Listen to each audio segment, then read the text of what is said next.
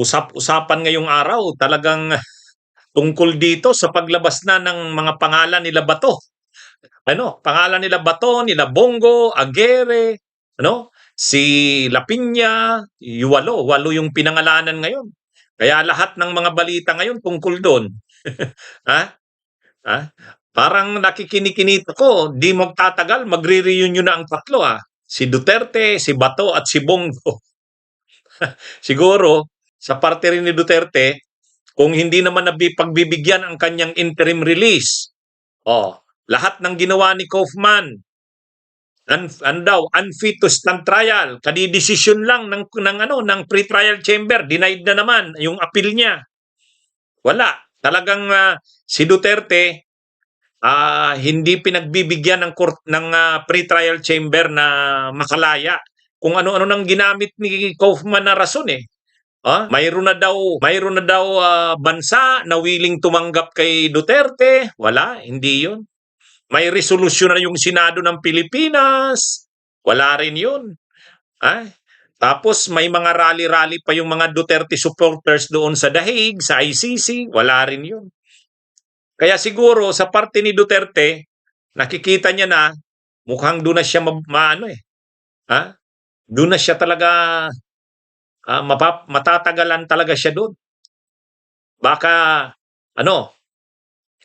ang problema siyempre ang edad ni Duterte 80 na kung life imprisonment ang parusa sa kanya, o di mahaba-haba 'yon. Saka grabe na rin ang sakit ni Duterte. Alam naman natin, grabe, may mga sakit na yan si Duterte. So, itong si Bato, saka si Bongo, si Bato sabi niya, kung kailangan daw na samahan niya si Duterte sa ICC, masaya daw siya na samahan ang kanyang iniidolo. Kaya lang nung napabalita na lalabas ang arrest warrant, nagtago. Akala ko ba gusto niya ring samahan na si Digong doon sa ICC? Problema, balita pa lang na mayroong warrant of arrest, nagtago na. Ibig sabihin nun, ayaw mong samahan si Duterte doon. Si Bongo naman, ayaw magsalita tungkol sa issue na yan. Ayaw magsalita. Ayaw ni Bonggong magsalita tungkol sa issue na yan. Kasi laging ang sinasabi kasi ni Bongo, hindi naman ako co-perpetrator diyan. Ang trabaho ko kay Duterte ay alalay niya lang, assistant to the president. Special assistant. Laging ganun ang ini-insist ni Bongo. Si Bato naman, hindi siya makapagsasabing alalay lang siya ni Duterte kasi siya yung chief ng PNP. Siya yung nagpatupad talaga ng tukhang, ng double barrel, lahat ng Pero ngayon, ang problema, hindi naman uubra yung palusot na yan ni Bongo kasi may mga testigo laban sa kanya. Nandun sila Garma. Ano yan, mga kabunyog? Ngayon na naman, mayroon na namang statement si Bongo. Hindi daw siya co-perpetrator. Sige, idepensa mo yan doon. Gawin mong defense yan doon. Pero kulong ka muna sa ICC. Ang problema, anong gagawin niya? Kaya ang mangyari dito, si Bato nagtatago na. Si Bato nagtatago na. Ewan ko dito kay Bongo kung magtatago rin ito. May statement na si Leila de Lima. Sabi ni Leila de Lima, yan na kasi yung sinasabi namin sa inyo noon pa. Darating din ang panahon na ito. Di ba? Yun. Nabasa nyo yung statement ni Leila de Lima? Napanood nyo yun? Sabi niya, sumikip ang mundo nila. Ibig sabihin ni Bato, ni Bongo. Noon pa kasi niya, sinabi na namin sa inyo, pagbabayaran nyo ito, yan, dumating na. Dumating na ang panahon na ito. Yan. Mga kabunyog, mga kababayan. Kahit anong sabi pa ni Bato, ni Bongo, nalilito ako dito sa dalawang ito Nabasa ko yung comment ni Bongo. Ang comment ni Bongo, wala daw siyang kinalaman sa lahat ng yan. Sabi ni Bongo, let me be clear. At no time did I have any involvement in knowledge of or authority over these allegations. O sige, idipinsa mo yan doon, Bongo. O, idipinsa mo yan doon. Ha? Kaya, ano yan, ang problema, payag ka ba, Bongo, na yang depensa mo na yan, pupunta ka doon sa dahig, sasagutin mo yan. O, ipakita mo doon na wala kang ano. Noong si Laila de Lima ginaganyan ninyo, si Laila de Lima talagang sinagot, hinarap ang lahat ng ginawa ninyo. O, sa bandang huli, napatunayan na si Laila de Lima wala. Ha? Wala talaga. Ikaw, Bongo, ang hirap no, nandun na si Garma, nauna na sa'yo. Oh, ang mahirap kay Bongo, nandun na si Garma, ready na, nauna na sa kanya. Ha? Oh, 'di ba? Mga kabunyog, mga kababayan. Yan yung problema ni Bongo eh. Anong gagawin niya? Kahit naman si Duterte, ano ang depensa ni Duterte? 'Di ba ang depensa ni Duterte? Ginawa ko ito para sa kinabukasan ng mga kabataan. Ginawa ko ito para sa bayan. Oh, ano naman ang sabi ni Bongo? Go ahead. Oh, talagang ano, papanindigan namin, tama lang ang ginawa namin sa Pilipinas. O di sige, lahat ng depensa nyo, ni Duterte, si Bongo, si Bato, lahat yun. Ano ang depensa ni Duterte? Talaga daw, siya talaga daw, ginawa daw talaga yun ni Duterte. Di ba sabi niya, nung nag-appear siya sa kamera doon sa Quadcom, mayabang pa si Duterte doon. Mayabang. O, anong sabi ni Duterte? Tanggap ko na. Ako ang lahat ng may ano niyan. In-order ko talaga yan. Kasi gusto kong iligtas ang kabataan ng bayang ito. O, di ba? Si Bongo naman, anong sabi niya? Yes! Ginawa talaga namin yan. Papanindigan namin yan. Para sa bayan, ginawa namin yan. Si Bongo naman, ang sinasabi niya naman na depensa, hindi naman ako involved dyan. Kasi ang role ko sa presidente is special assistant to the president. Wala akong kinalaman. O di, sige, harapin nyo yan, mga kaso ninyo, at idepensa nyo ang mga sarili nyo. Ang problema, ayaw ni Bato nagtatago na nga eh. Ewan ko si Bongo. Ha? Ngayon, sabi ni Laila de Lima, ang sabi ni Laila de Lima, sabi ni Laila de Lima, time and again, we warned these people, even from prison, that this day will come. Like Duterte, they did not listen. Mayayabang pa sila. O, tama si Laila de Lima. Tama si Laila de Lima. Winarningan na sila noon. Sa bagay, ano kasi, sa totoo lang, masyado silang naging kumpiyansa. Kumbaga, totoo naman, medyo malayo pa, pinaghandaan din naman nila. Anong ginawa nila? One, ang nagpatupad ng lahat ng operations trusted ni Duterte. Yun ang unang ginawa ni Duterte. Lahat ng nag-implement ng operation trusted ni Duterte. Ano ang basis niya ng tiwala niya? Kilala niya. Mga tao na nag-operate sa Davao, yun ang ginawa ni Duterte. Si Bato de la Rosa, ginawa niyang chief PNP. Ikaw, Bato, ang magpatupad. Hindi siya tatraydorin ni Bato. Si Lapinya, ginawa niyang PIDEA, si Isidro Lapinya. Galing din niyang Davao. Si Vicente Danao, siya rin ang nagpatupad. Tao rin niya yan sa Davao. Si Kaskulan, finance, ano yan ng Davao Regional Office ng PNP. Lahat talaga Davao. Lahat Davao. Si Kaskulan, si Bato, si Lapinya, tapos si Aguirre naman, ginawa niyang DOJ Secretary, brad niya sa San Beda, sa fraternity nila. Talagang talagang ang ginawa ni Duterte, pinasiguro niya na lahat ng masasangkot diyan sa war on drugs na yan, tao niya. Talagang kaya lang, hindi lahat ng panahon, yan. God works in mysterious ways. Mga kabunyog, mga kababayan. O ngayon, anong nangyari? Nanalo pa sila sa eleksyon. Panalo si Marcos at si Duterte. Talo si Leni Robredo at si Kiko. Di tuwang-tuwa na naman ng mga DDS. Tuwang-tuwa sila. Ibig sabihin, hindi makakasuhan si Duterte. Hindi masusurinder sa ICC. Bakit? Nanalo si Marcos. Nanalo si Duterte. Talo ang Dilawan. Talo ang Pinklawan. Ngayon, tuwang-tuwa na sila. Kasi ligtas na si Duterte, ligtas na si Bato. ligtas na si Bongo, ligtas silang lahat. O anong nangyari? Nag-away ang Duterte at Marcos. Sino kaya ang dahilan ng pag-away nila? God works in mysterious ways. Kaya ang lahat ng to, kahit nga ako, ito aminin ko to sa inyo. Nung natalo si Lenny noong 2022, ang sabi ko, Diyos ko, bakit naman ginaganyan mo ang bansang ito? Ano pang mangyayari sa bansa natin? Si Duterte hindi naman mapapanagot na kasi nanalo si Marcos at si Sara. Ha?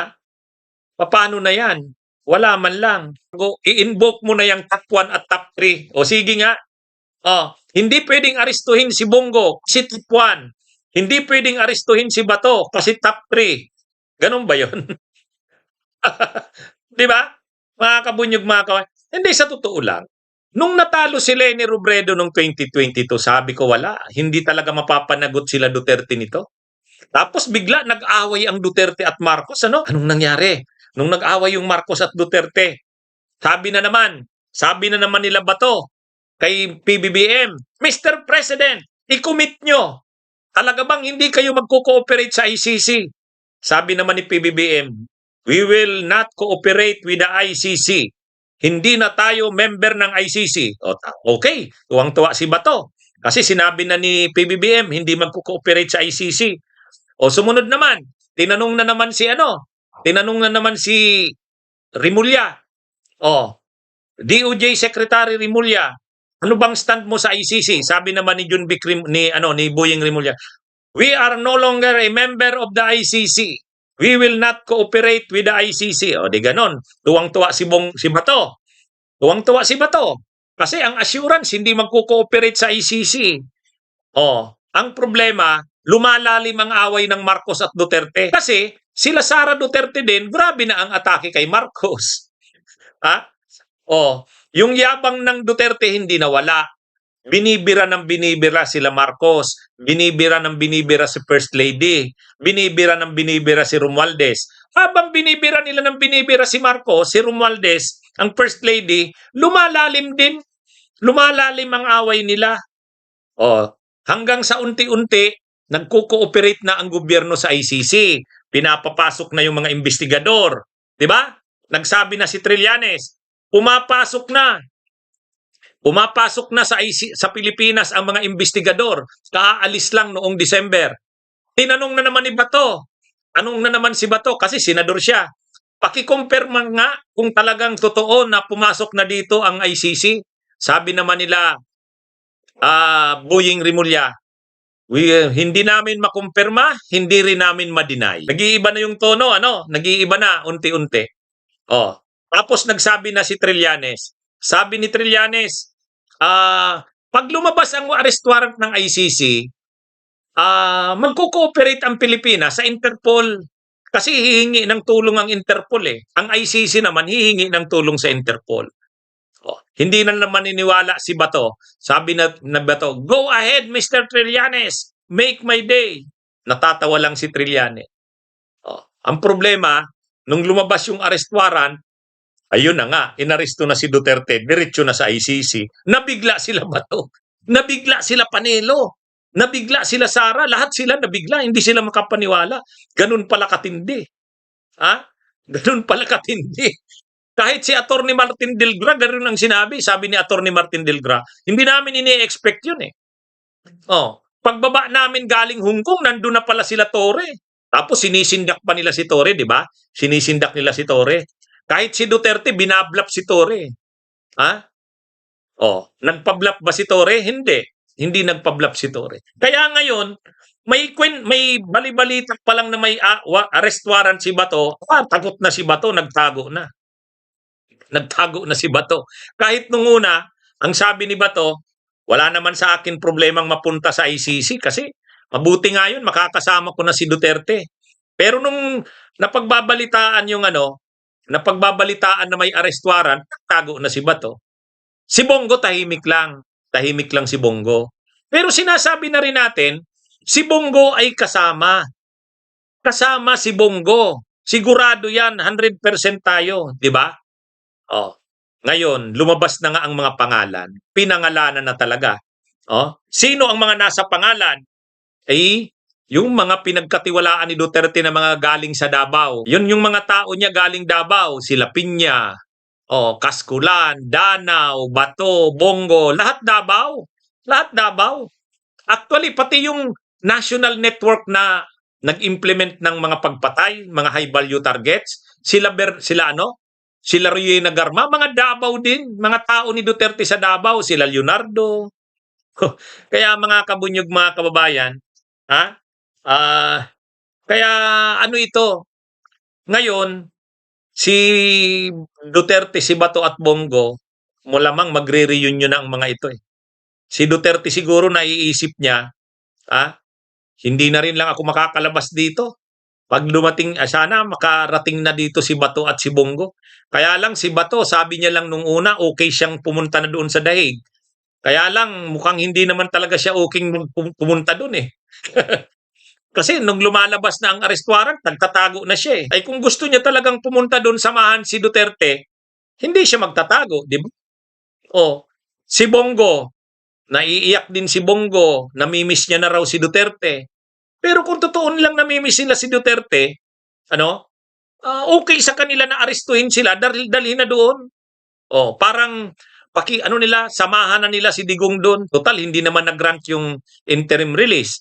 Hindi rin naman nag-grant yung di ba? Wala namang nag-grant sa mga motion ni Kaufman eh. Interim release, wala. Unfit to stand trial, wala. Wala, di ba? Anyway, mga kabunyog, mga kababayan, ito yung dito, masaklap dito. Sa bagay, sa isang banda rin, malaki naman ang utang na loob ni Bongo sa ni Bato kay Duterte. Sa totoo lang. Sino ba naman si Bato? Magiging senador, chief PNP ba yan kung hindi dahil kay Duterte? Magiging senador ba yan kung hindi dahil kay Duterte? Wala. Naging senador yan, naging chief PNP yan, naging senador yan dahil kay Duterte. Si Bongo, sino ba naman si Bongo? Super alalay ni Duterte. Pero nung naging presidente si Duterte, napakaraming proyekto ang binigay kila Bongo sa pamilya niya. Kaya maraming pera si Bongo. Lahat ng mga corruptions, sangkot si Bongo. Sinama ni Duterte, Parmali, yung mga overpriced laptops, lahat ng mga malalaking korupsyon, kasama si Bongo diyan. At nung bandang huli, natatbo si Bongo, lahat ng mga programa ng Department of Health tungkol sa si Bongo, mukha ni Bongo ang nandun, malasakit centers. Sino ang nag-order sa DOH na i-promote si Bongo? Si Duterte yan. Si Duterte yan. Maraming nabudol na kababayan natin. Akala nila yung mga programa ng Department of Health dahil nandun ang mukha ni Bongo, kay Bongo yun. Bakit nagawa ni Bongo yun? Ay, little president ka eh. Ikaw yung special assistant to the president, SAP. Kaya, kumbaga, si Bongo at saka si Bato, naging mga senador dahil kay Duterte. Kaya lang, kapalit naman ng lahat ng yan, kung ano sila ngayon, si Duterte ang dahilan yan. Kung ano't makukulong sila ngayon, si Duterte rin ang dahilan yan. Diba? Nakuha niyo mga kabunyog, mga kababayan? Kung ano si Bato ngayon at si Bongo, si Duterte ang dahilan niyan. Hindi sila magiging senador kung hindi dahil kay Duterte. Ang problema, hindi rin sila malalagay doon sa co-perpetrators ng ICC, hindi rin sila malalagay doon sa kakasuhan ng ICC kung hindi dahil kay Duterte. Yun ang kapalit naman. Kaya yan mga kabunyog, mga kababayan eh. Ang buhay ay weather-weather lang. Kaya nga naman ang lahat lang nilang nakuha kay Duterte, pakinabang. Di ba? Hindi naman lahat ng nakuha nila kay Duterte pakinabang. Ito naman ngayon ang part ng hirap at pagdurusa. Nakukuha rin nila ito ngayon dahil din kay Duterte. Di ba? Di ba? Mga kabunyog, mga kababayan? Hindi, sa totoo lang. Hindi, ako real talk ako. Sa tingin nyo, magiging senador ba si Bato at si Bongo kung hindi dahil kay Duterte? Sus naman. Di ba? Pero hindi naman lahat ng nakuha nila kay Duterte ay ginhawa. Hindi naman lahat ng nakuha nila kay Duterte ay kasikatan. posisyon sa gobyerno. Hindi lahat yon. Ngayon naman, ang makukuha nila kay Duterte, hirap naman at pagdurusa. Bakit nagtatago ngayon Bakit nagtatago ngayon si Bato? Dahil kay Duterte. Sinunod niya yung lahat ng order ni Duterte. Oh, di ba? Kahit mga mali na yung pinapagawa ni Duterte, ginawa pa rin ni Bato. Oh, ganun din si Bongo. Oh, kumbaga, binigay ni Duterte kay Bongo. Ang daming kontratang nakuha ng pamilya ni Bongo. Oh, alangan naman, pag inutusan siya ni Duterte, Bong, dalhin mo nga itong listahan ng mga target na high value targets, ipadala mo kila Garma. O alangan namang hindi gagawin yun ni Bato, ay ni Bongo. Sasabihin ni Bongo, boss, pasensya na, wag mo na akong i-involve diyan. Pagka ganyan, ayaw ko. Hindi pwede yun. Hindi pwede yun. 'Di ba? Yan yung mga nangyari diyan. Hindi sa lahat ng panahon, kaginhawahan, katanyagan, ang iyong makukuha. Hindi sa lahat ng panahon. Sa ngayon naman, ang nakukuha naman nila ngayon ay pagdurusa. O nagdurusa na si Bongo, nagtatago na ay si Bato. O ang tanong naman kay Bongo, magtatago din kaya siya? Di ba? Yan mga kabunyog, mga kababayan. Yan ang nangyari diyan sa totoo lang. Kaya sabi nga ni Senadora Laila de Lima, ngayon ni Congresswoman, noon pa kasi sinabihan na sila. Actually, dapat nakita nila na darating itong panahon na to. Kaya lang masyado silang nagtiwala Masyado silang nagtiwala. Una, umalis na sila sa ICC noong 2019 o 2018. O akala nila, wala nang magagawa ang ICC. Hindi naman tayo member na niyan wala na. Advice naman yun ni Panelo. Advice ni Media Aldia. Akala nila, dahil hindi na tayo member ng ICC, wala na. Pangalawa, eleksyon ng 2022, nanalo ang Marcos Duterte. Wala. Hindi si Leni ang nanalo. Ligtas tayo, ligtas. Ang problema, nag-away ang Duterte at Marcos. Yan. God works in mysterious ways. Di ba? Tapos, nanalo na naman si Bato at si Bongo noong 2025 election. Number 1 si Bongo. Number 3 ba si Bato? Tuwang-tuwa sila. Kaya lang, hindi naman ibig sabihin na nag-number 1 ka, nag-number 3 ka sa Senado, pag lumabas ang arrest warrant, hindi ka maaaresto. Di ba? Hindi yan. Tapos may impeachment na naman si Sara. Naligtasan na naman nila. Kakampi nila yung Korte Suprema. Kakampi pa nila si Chis Escudero. Tuwang-tuwa na naman sila. Tuwang-tuwa. Ang problema, napalitan na naman si Chis Escudero. Minority na naman sila sa Senado. Tapos ngayon, bigla itong mga balitang ito na kasama sila sa pinangalanan. Ayan na. Ito na yung panahon. Di ba? Mga kabunyog, mga kababayan, ito na yung panahon. Talagang God works in mysterious ways. Yung sinasabi ko sa inyo noong 2022 na nung natalo si Leni Robredo, sabi ko, Diyos ko, bakit naman ganito ang nangyayari sa bansa namin? Paano pa mapapanagot ang mga Duterte? Panalo ang Marcos at si Sara Duterte. Pero yung pala, may ibang plano ang Diyos. May ibang plano pala ang Diyos, mga kabunyog. Kaya isang lesson dito, magtiwala tayo sa Diyos. Magtiwala tayo. Mga kabunyog, mga kababayan. God works in mysterious ways. Bunyog, bunyog, halikan na kasama ka. Bunyog, kapag buklod ay may pag-asa. Luzon, Visayas, Mindanao, isa ang pananaw. Sa bagong Pilipinas ang bunyog isisigaw. Bunyog, bunyog.